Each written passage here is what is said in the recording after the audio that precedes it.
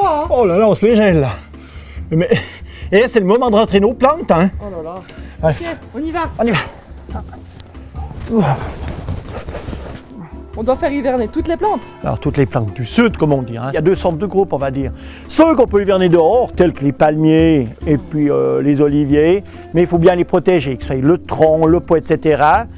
Ou bien les lauriers roses. Laurier rose, lui, on badine pas, on ne protège pas. On rentre dans notre local à 4-8 degrés. Et il faut de la lumière. Donc pas dans une cave. Dans votre cas, vous laissez votre pinard, d'accord?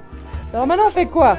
Le but, on va rentrer des plantes saines. Ce qu'on va faire, toutes les feuilles qui sont pas en bonne santé, on va les enlever. On va protéger le pot avec du plastique à bulles.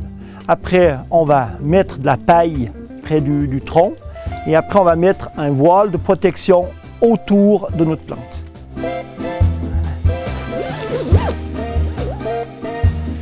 Après, on soulève tout ça, une plaque de Sagex pour éviter que notre plante soit en contact avec du béton. Ça fait un bon isolant. Le sud passe au local d'hivernage.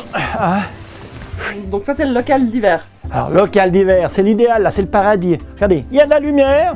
On voit que c'est un local qui est isolé, donc il ne va pas geler. Et il va tenir entre 4 et 8 degrés. Donc, c'est le paradis pour les plantes du sud. La grande chose maintenant, c'est l'observation. On va beaucoup observer nos plantes. Hein, et puis, regardez si elles ne sont pas sèches, etc.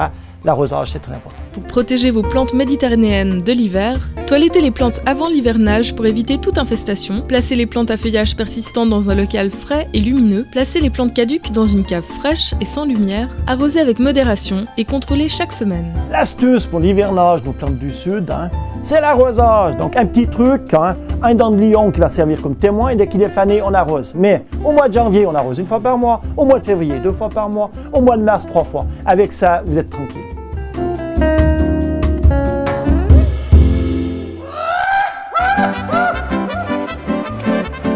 Moi aussi je suis prête pour l'hivernage.